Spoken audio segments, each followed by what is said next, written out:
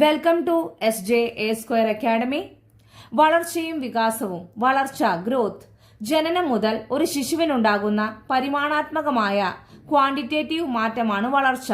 വികാസം ഡെവലപ്മെന്റ്, പരിപക്വതയിലേക്ക് നയിക്കുന്ന ഗുണാത്മക ക്വാളിറ്റേറ്റീവ് മാറ്റമാണ് വികാസം.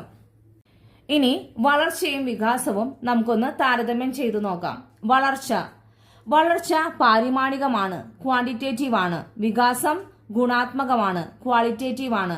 വളർച്ച ഘടനാപരമാണ്, വികാസം നിർവഹണപരമാണ്.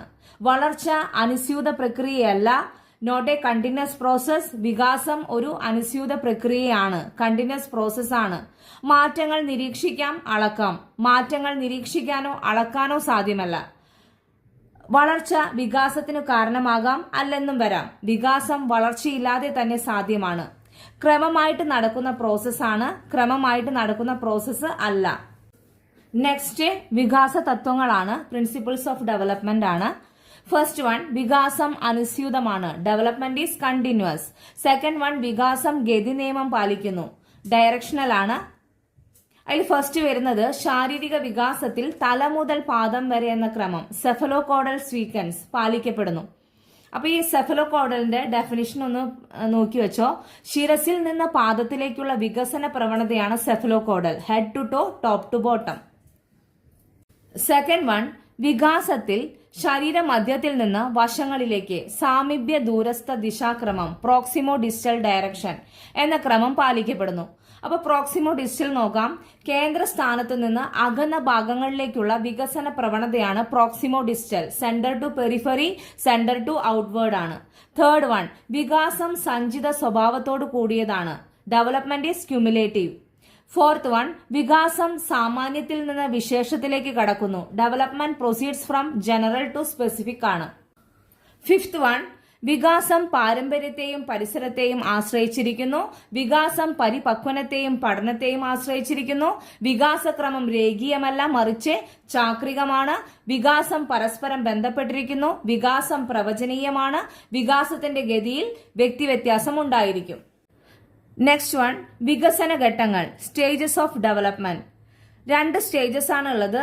പ്രീ നാറ്റൽ സ്റ്റേജ്, ജനനപൂർവ്വഘട്ടം. പോസ്റ്റ് നാറ്റൽ സ്റ്റേജ്, ജനനാന്തര ഘട്ടം. അതില് പ്രീ നാറ്റൽ സ്റ്റേജിൽ വരുന്നത് ഫസ്റ്റ് വൺ, ബീജാങ്കുരണ ഘട്ടം, ജെർമിനൽ സ്റ്റേജ്, 0 തൊട്ട് 2 വീക്സ് വരെയാണ്. സെക്കൻഡ് വൺ, ഭ്രൂണഘട്ടം, എംബ്രിയോണിക് സ്റ്റേജ്, 2 വീക്ക് തൊട്ട് 2 മന്ത്സ് വരെയാണ്. തേർഡ് വൺ, ഗർഭസ്ഥ ശൈശവഘട്ടം, ഫീറ്റൽ സ്റ്റേജ്, 2 മന്ത്സ് തൊട്ട് ബർത്ത് വരെയാണ്. ഇനി സെക്കൻഡ് വൺ, പോസ്റ്റ് നാറ്റൽ സ്റ്റേജില് ജനനാന്തര ഘട്ടത്തില് ഫസ്റ്റ് വരുന്നത് ഇൻഫാൻസി, ശൈശവാണ്, 0 തൊട്ട് 3 ഇയേഴ്സ് വരെയാണ്. സെക്കൻഡ് വൺ, ചൈൽഡ്ഹുഡ്, ബാല്യകാലം, 3 തൊട്ട് 12 ഇയേഴ്സ് വരെയാണ്. അതിൽ ഫസ്റ്റ് വരുന്നത് ഏർലി ചൈൽഡ്ഹുഡ്, ആദ്യ ബാല്യം, 3 തൊട്ട് 6 ഇയേഴ്സ് വരെയാണ്. സെക്കൻഡ് വൺ, മിഡിൽ ചൈൽഡ്ഹുഡ്, മധ്യബാല്യം, 6 തൊട്ട് 9 ഇയേഴ്സ് വരെയാണ്. തേർഡ് വൺ, ലേറ്റർ ചൈൽഡ്ഹുഡ്, അന്ത്യബാല്യം, 9 തൊട്ട് 12 ഇയേഴ്സ് വരെയാണ്. ഇനി തേർഡ് വൺ, അഡോൾസൻസ്, കൗമാരം, 12 തൊട്ട് 19 ഇയേഴ്സ് വരെയാണ്. ഫോർത്ത് വൺ, അഡൾട്ട്ഹുഡ്, പ്രായപൂർത്തി, 19 തൊട്ട് 60 ഇയേഴ്സ് വരെയാണ്. ഫിഫ്ത് വൺ, വാർദ്ധക്യം, ഓൾഡ് ഏജ്, 60 വയസ്സിന് ശേഷമാണ്. ഏർലി ചൈൽഡ്ഹുഡ്, ആദ്യ ബാല്യം, 3 തൊട്ട് 6 ഇയേഴ്സ് വരെയാണ്. അതിൽ ഇമ്പോർട്ടന്റ് പോയിന്റ്സ് പഠിക്കാം. ഫസ്റ്റ് വൺ, വിദ്യാലയ പൂർവ്വഘട്ടം, പ്രീ സ്കൂൾ സ്റ്റേജ് ആണ്. സെക്കൻഡ് വൺ, കളിപ്പാട്ടങ്ങളുടെ കാലം, ടോയ് ഏജ്. തേർഡ് വൺ, പ്രശ്ന കാലഘട്ടം, പ്രോബ്ലം ഏജ്. ഫോർത്ത് വൺ, സംഘബന്ധ പൂർവ്വകാലം, pre gang age. Fifth one, imitative age. Sixth one, fantasy age. ഇത്രയാണ് ഏർലി ചൈൽഡ്ഹുഡ്. ഇനി നെക്സ്റ്റ് വൺ, ലേറ്റർ ചൈൽഡ്ഹുഡ്, അന്ത്യബാല്യം, 9 തൊട്ട് 12 ഇയേഴ്സ് വരെയാണ്. അതിൽ വരുന്ന ഇമ്പോർട്ടന്റ് പോയിന്റ്സ്, ഫസ്റ്റ് വൺ, പ്രാഥമിക വിദ്യാലയ ഘട്ടം, primary school stage. Second one, സംഘബന്ധങ്ങളുടെ കാലം, ഗാങ് ഏജ്. തേർഡ് വൺ, പൊരുത്തപ്പെടലിന്റെ കാലം, age of conformity. Fourth one, latency period, അന്തർലീന ഘട്ടം. ലേറ്റർ ചൈൽഡ്ഹുഡിലെ അവസാന ഘട്ടം, അങ്ങനെ ക്വസ്റ്റ്യൻ വരാറുണ്ട്. ലേറ്റൻസി പീരീഡ് ആണ്, അന്തർലീന ഘട്ടമാണെന്ന് ഓർത്തു വെക്കാം. നെക്സ്റ്റ് വൺ, കൗമാരം, അഡോൾസൻസ്, 12 തൊട്ട് 19 ഇയേഴ്സ് വരെ. ജീവിതത്തിന്റെ വസന്തം എന്ന് കൗമാരത്തെ വിശേഷിപ്പിച്ചത് ആരാണ്? ജോൺ കീറ്റ്സ് ആണ്.